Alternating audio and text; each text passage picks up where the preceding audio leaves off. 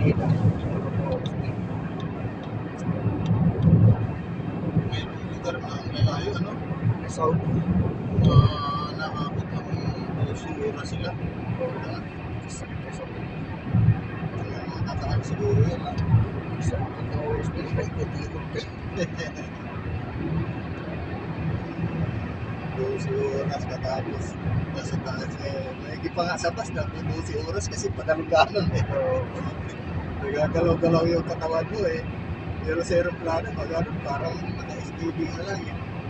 Pag maulap ka, Wala, kalog-kalog. tatalo. Ibabaw sila sa ulap.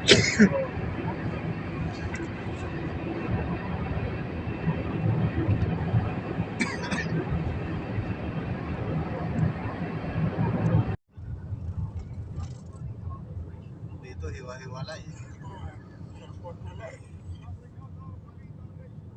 Katapos minsan dito lahat sa Terminal 3. Local at saka abroad dito eh. Dito Kaya rin. tayo na pag-araw ng sabay-sabay, hindi ka na dito makapasok.